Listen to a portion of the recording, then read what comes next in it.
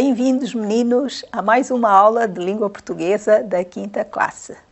Espero que estejam muito bem dispostos para a nossa aula. Os meninos imaginam o que vão aprender hoje? Nesta aula, nós vamos falar do texto poético, das características do texto poético, dos pronomes indefinidos e, para terminar, falaremos da acentuação. Vamos começar por ler um texto. Meninos, prestem muita atenção e acompanhem a leitura. Os 4 amigos resolveram ir dar um passeio no campo. Levaram um pequeno lanche e foram gozar os benefícios do ar puro e admirar a paisagem.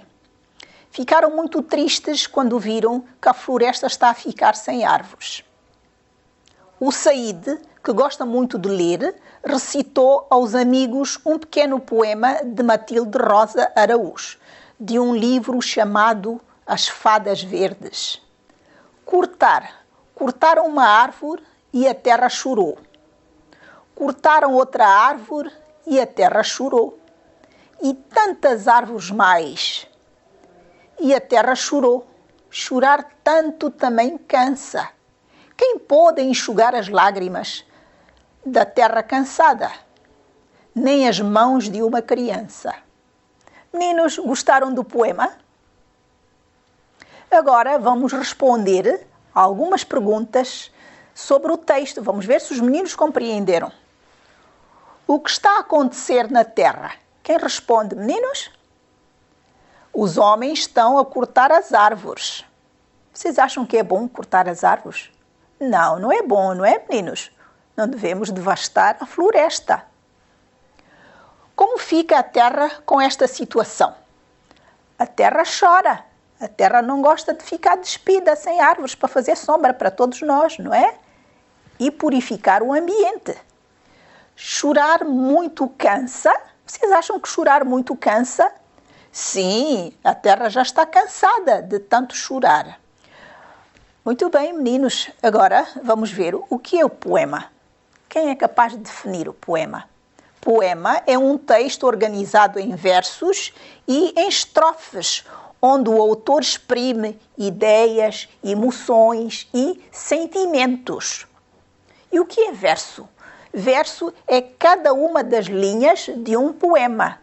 E o que é estrofe? Estrofe é um conjunto de versos com sentido próprio. Cada estrofe é separada por um espaço em branco. Então, as estrofes têm uma designação consoante o número de versos. Se tiver apenas um verso, designamos de monóstipo. Se tiver 2 versos, designamos de dístico. Se tiver 3 versos, designamos de terceto. E se tiver 4 versos, chamamos quadra. Os meninos perceberam? No final dos versos, há palavras que rimam. Isto é, apresentam sons semelhantes. Por exemplo, temos aqui 2 versos. As águas escuras tornam-se impuras. A terminação destas 2 palavras, destes 2 versos, apresentam sons semelhantes, que se tornam agradáveis ao nosso ouvido. É esta correspondência de sons entre as sílabas, normalmente finais dos versos, que designamos de rima. Então, a rima é a correspondência de sons entre 2 ou mais versos. Continuando, é preciso não esquecer que nem todos os textos escritos em verso podem ser considerados poemas. Há estrofes com versos que não rimam. Designamos de versos livres ou soltos. Então, os versos livres ou soltos são aqueles que não rimam, não apresentam rima. Vamos resolver um pequeno exercício para ver se os meninos compreenderam. Como classificas a primeira estrofe do poema? Quanto ao número de versos? é um dístico. Quando é que nós dizemos que é dístico? Quando a estrofe é constituída apenas por 2 versos. No poema, encontras alguma estrofe com um único verso? Sim, há 2 estrofes com um único verso. Como é que nós designamos uma estrofe com um único verso? Recordam-se, meninos? Monóstico. Muito bem. Como se chama uma estrofe com 4 versos? Chamamos de quadra, não é? Chama-se quadra, porque apresenta 4 versos. Muito bem, meninos. Agora vamos à descoberta da língua. Vamos tratar de alguns conteúdos gramaticais. Vamos começar pelos pronomes indefinidos. O que indicam os pronomes indefinidos? Pronomes indefinidos indicam pessoas, coisas, animais, quantidades ou qualidades de um modo vago e indeterminado. Vejamos alguns exemplos. Está alguém a ler o poema. Nesta frase, o pronome indefinido é a palavra destacada, alguém. Então, a palavra alguém indica pessoa, mas de um modo vago, indeterminado. Não se sabe quem. Dizemos apenas alguém. Um outro exemplo, chorar tanto também cansa. Então, tanto, que é a palavra destacada, é um pronome indefinido, também indica uma quantidade de forma vaga, de forma indeterminada. Temos aqui a sistematização dos pronomes indefinidos. Os pronomes indefinidos podem ser variáveis e invariáveis. Vamos começar pelos pronomes indefinidos variáveis. Então, na primeira coluna, nós temos os pronomes indefinidos. Quanto ao gênero, são masculinos e quanto ao número, são singulares. Temos algum, nenhum, muito, pouco, tanto, todo, certo, outro e qualquer. Vamos à segunda coluna. Temos os pronomes indefinidos no plural e, quanto ao gênero, estão também no masculino. São alguns, nenhuns, muitos, poucos, tantos, todos, certos, outros, quaisquer. Na terceira coluna, nós temos pronomes indefinidos no feminino e, quanto ao número, estão no singular. Alguma, nenhuma, muita, pouca, tanta, toda, certa e outra. Na última coluna, nós temos pronomes indefinidos no feminino e, quanto ao número, estão no plural. Algumas, nenhumas, muitas, poucas, tantas, todas, certas e outras. Os pronomes indefinidos que acabamos de ler são pronomes variáveis. Agora vamos ver os invariáveis que estão aqui no fim. Pronomes indefinidos invariáveis são algo, alguém, ninguém, mais, menos, demais, tudo, nada. Então, designamos de pronomes indefinidos invariáveis porque eles não variam em género e número. Compreenderam, meninos? Agora vamos realizar um pequeno exercício. Indica os pronomes indefinidos das frases. Ainda há muitas pessoas que cortam árvores. Na frase que nós acabamos de ler, indiquem o pronome indefinido. Qual é o pronome indefinido na primeira frase? É muitas. Então, temos aqui uma quantidade de forma vaga. Algumas pessoas não se preocupam com a natureza. E nesta segunda frase, qual é o pronome indefinido? Quem é capaz de identificar o pronome indefinido? É algumas. Muito bem, meninos. Parece que vocês já compreenderam. Na frase 3, todos os dias levanto-me cedo. Quem é capaz de identificar o pronome indefinido na frase 3? Aquela palavra que está a indicar uma quantidade de forma vaga, indeterminada.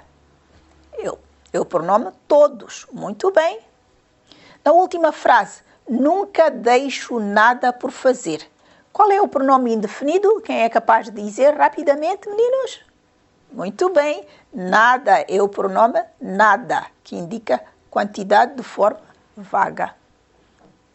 Muito bem, meninos. Agora passemos para o segundo ponto do nosso conteúdo gramatical, que é acentuação. Acento tônico, palavras agudas, graves e esdrúxulas. A sílaba tônica é aquela que se pronuncia com maior intensidade, força e pode ser marcada ou não por um acento gráfico. Os meninos compreenderam? Então, o que é a sílaba tônica? É aquela que nós pronunciamos com mais força, com mais intensidade. Compreenderam, meninos? Vamos então prosseguir.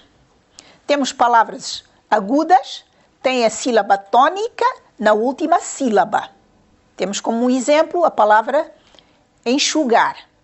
Já viram? A palavra enxugar tem 3 sílabas, enxugar. E como é que nós contamos as sílabas? Para sabermos qual é a última, qual é a penúltima, antepenúltima. Nós contamos da direita para a esquerda. Então, contamos assim: última, penúltima, antepenúltima. Neste caso, a sílaba que se lê com mais intensidade é esta última. Por isso, quanto à classificação, é uma palavra aguda. Ela está acentuada, ela lê-se com maior intensidade na última sílaba, que é esta que nós assinalamos. É uma palavra aguda. Palavras graves têm a sílaba tônica na penúltima sílaba. Temos como exemplo a palavra menino. Já viram? Menino. Como é que nós começamos a contar? Da direita para a esquerda. A última sílaba, penúltima, antepenúltima. Então, onde é que nós lemos com maior intensidade, com mais força? É na penúltima sílaba. Por isso, menino é uma palavra grave. Continuando, palavras esdrúxulas têm a sílaba tônica na antepenúltima sílaba e têm sempre acento gráfico. Então, as palavras esdrúxulas são sempre acentuadas graficamente. Vamos ver o exemplo. Temos a palavra lágrimas. A palavra lágrimas tem 3 sílabas. Podemos ver, vamos contar: última, penúltima, antepenúltima. Então, a palavra lágrimas está acentuada na antepenúltima sílaba. Por isso, designamos de palavra esdrúxula. Já viram como se conta? Da direita para a esquerda. Última, penúltima, antepenúltima. E as palavras esdrúxulas são sempre acentuadas graficamente. Estão a ver ali o acento agudo? Muito bem, meninos. Vamos ver se vocês compreenderam. Vamos resolver um exercício preenchendo este quadro. Na primeira coluna temos as palavras. E nas colunas seguintes temos a classificação das palavras quanto ao acento tônico, ou quanto à sílaba tônica. Na primeira palavra, cortávamos. Como é que nós classificamos esta palavra? Então, ela está, vamos contar, o acento está ali. Vamos contar última, penúltima, antepenúltima. É aqui que se situa. Então, trata-se de uma palavra esdrúxula. Muito bem. A seguir temos a palavra futebol. Onde é que nós acentuamos? Futebol. Qual das sílabas é lida com mais intensidade? Futebol. Já viram? Onde é que nós vamos acentuar, meninos? Então, na última sílaba. A sílaba bol é a que se lê com maior intensidade. Por isso, se trata de uma palavra aguda. A seguir, temos a palavra bola. Qual é a sílaba lida com maior intensidade, meninos? Vamos contar, última, penúltima. É a penúltima sílaba que se lê com maior intensidade. Por isso é uma palavra grave. A palavra vitória, como é que nós classificamos? É uma palavra esdrúxula. Temos última, penúltima, antepenúltima sílaba. Ela está acentuada na antepenúltima sílaba. Muito bem, meninos, muito bem. Temos a nossa última palavra, que é jogar. Onde é que nós lemos com maior intensidade? Qual das sílabas se pronuncia com maior intensidade? Jogar. Vamos, meninos? Muito bem. É na última sílaba. Por isso, jogar é uma palavra aguda. Os meninos compreenderam. Gostei. O que é que nós aprendemos hoje, meninos? Vamos resumir rapidamente. Hoje, nós falamos do texto poético, das características do texto poético, dos pronomes indefinidos, variáveis e invariáveis. Por último, falamos da acentuação. Meninos, concluímos a nossa aula. Espero que tenham gostado e aprendido muitas coisas. Continuem a estudar e consultem sempre que necessário o vosso livro da 5ª classe de Língua Portuguesa. Foi um prazer imenso estar convosco. Despeço-me com a esperança de cá voltar brevemente. Um coração para todos vós e até a próxima aula, meninos.